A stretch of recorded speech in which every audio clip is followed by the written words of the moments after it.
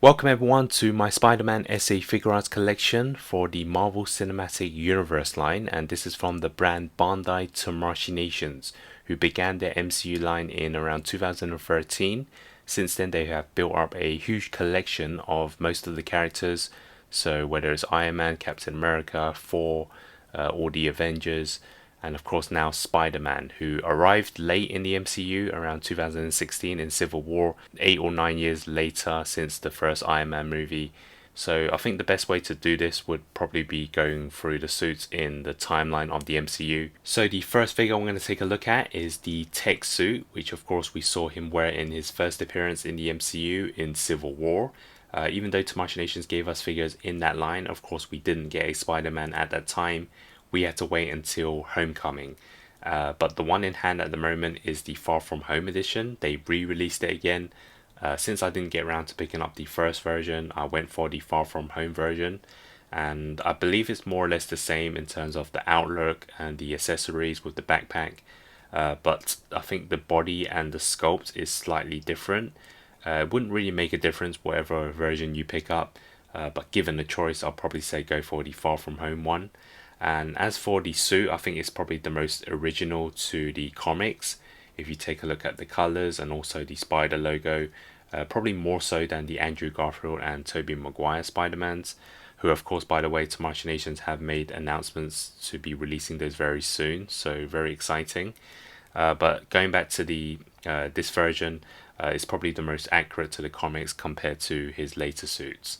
So yeah, I would definitely recommend go for the Far From Home edition, and this would probably work well in either your Civil War, Homecoming, or even your comic displays. Next up is the homemade suit from Homecoming, and just like the tech suit, there was many editions. They released one with the brick wall, the solo edition.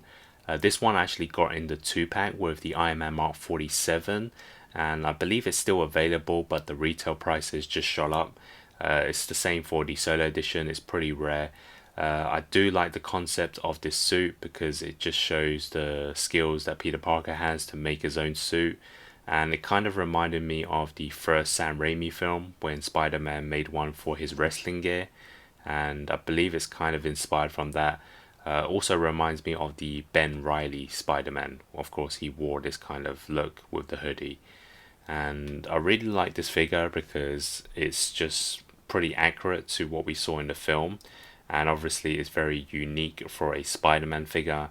It's not every day you kind of see this type of look on the web slinger. I really like the way they've done the hood as well. You can take it off, you can place the one with the hood down. Um, and obviously he wore this in the final battle with Vulture. The only problem was that if you have this figure in some dynamic poses, it does create these weird gaps at the back, but obviously you can't see it at the front. It's just a way Tamashii Nations decided to make this figure. It wasn't a problem in the other Spider-Man figures, but for some reason this one they just made the gaps really weird. So other than that, I do like it. It does include the web accessories. No Peter Parker head sculpt, which would have been a bonus, but either way, it's a great figure. And even the Hasbro edition, I believe, is quite rare now, and the price has gone up. So if you do see this version for a decent price, I would definitely recommend it. And now we can move on to the second film, Far From Home, as we have the stealth suit, also known as the Night Monkey. And this is actually pretty unique for that film. I really like the concept on the way he used this. And this figure is obviously not unusual to see Spider-Man in the black colors, but you don't always get figures of him in this color. So it's nice to have in your collection. And I really like the way they did the accessories, like you can open up the eyes. It's actually nice to have in your collection. Probably not the most interesting for me in terms of the MCU, but of course a lot of people do like it. And I believe it's inspired from the comic Spider-Man Noir. And of course we can take a look at the upgraded suit we saw in Far From Home, but just like the tech suit, I brought the re-release. I had the chance to pick up the Far From Home edition, but I waited and I just went for the latest edition. I believe just like the Homecoming suit, it was quite similar to the first release. I think some slight changes to the sculpt, but in terms of the outlook and accessories, it's the same figure. And yeah, I do like this because it's inspired from his first appearance. It uses a darker shading on the blue this time, And looking at the back, you can see they've used the white colors for the logo, which I really like. And I do actually prefer the suit over the Homecoming edition. I just really like the way it looks in person. And yeah, just everything about this is probably better than the first one. In terms of which one you should pick up, I don't think it makes a major difference either. So if you see the Far From Home edition or the No Way Home one, I think both would work in your display. And now we can move on to the team up movies. Of course, the Avengers Infinity War Iron Spider, which of course is very unique to the MCU films. This is the first time they really changed up his suit. Some people liked it, some people didn't. I personally actually do really like this suit, and I also really like this figure. I did pick it up quite late because I bought the Endgame edition, which obviously was the better version of the Iron Spider. But thinking back, I needed a Iron Spider for my Infinity War display. So instead of getting the same figure, I thought I'll go for the Infinity War edition. And even though it's not that accurate in terms of the paint, this has more of a matte finish. I think it still makes a great Spider-Man figure, and it definitely wouldn't disappoint. And as you can see, you can connect the spider legs, which has articulation as well. Probably not as good and as large as the Endgame version, but I think it still works. So I'll definitely recommend this figure if you don't have the or don't want to get the Endgame edition. This would definitely still work as a Iron Spider. And I believe there was other versions, one that came with a stand. This is just the standard edition, and I'm happy with it. So yeah, that's the Iron Spider. And then of course we did see the Iron Spider from the Endgame edition, the final battle, and this was a major improvement. And I think it was partly because Medicom Mafex also released the Infinity War Iron Spider, and it bettered the S.H. Figuarts edition. So Tamashii Nations of course then went on and made the final battle editions, and this is a major improvement. If you take a look at it side by side with the Infinity War one, it's just a lot more screen accurate. The Iron Spider legs are a lot longer, the articulation is better. And what I like about this Spider-Man figure in particular is we have these unique accessories that we don't get in the other Spider-Man figures, like this double hand which is connected together. You only get this in this Spider-Man figure, and also this web is actually quite unique. So I just wanted to show you in this video, just having both of these together. This is something we didn't see in any of the other S.H. Figuarts Spider-Mans. So the spider legs of course do fit on really well, and the articulation is a major improvement compared to the Infinity War one. So this is an amazing figure, and it's probably my favorite Spider-Man figure right now for the S.H. Figuarts. Just so many accessories, and of course it also included the Peter Parker head sculpt.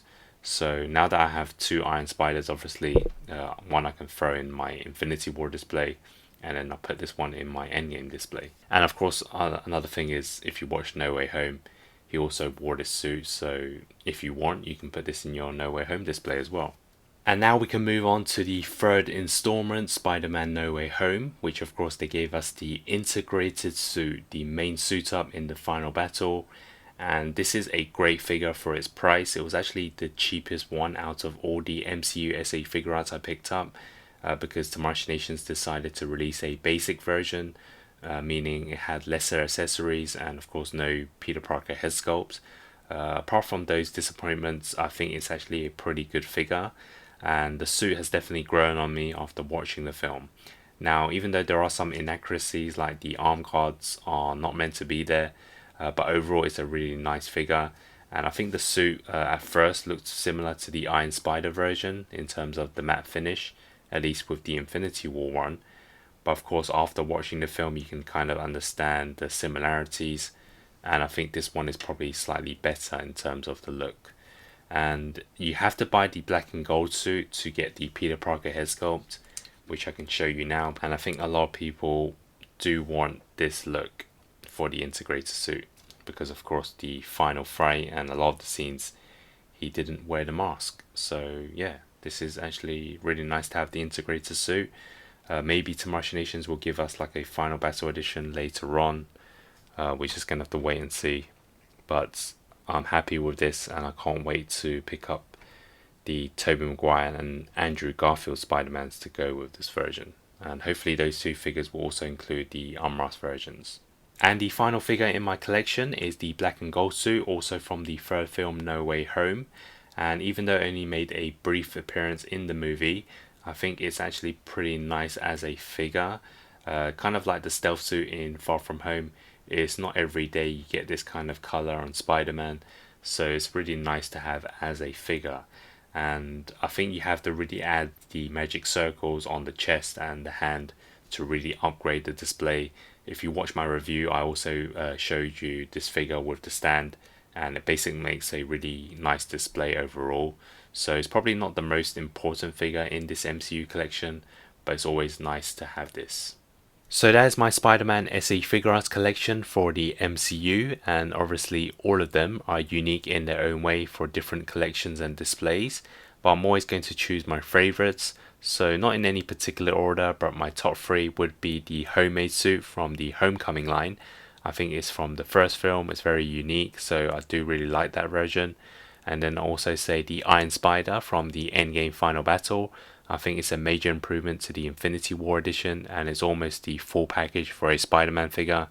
And the last one was a toss between the Infinity War Iron Spider and the integrated suit from No Way Home. But I think I'll side with the integrated suit for No Way Home. I think obviously the No Way Home movie was amazing, and just having this in the display is great. I think the suit has really grown on me, and I think you really need to add the Peter Parker head sculpt to really upgrade your display. And once I do get the Tobey Maguire and Andrew Garfield figures, I think it would even be better with it.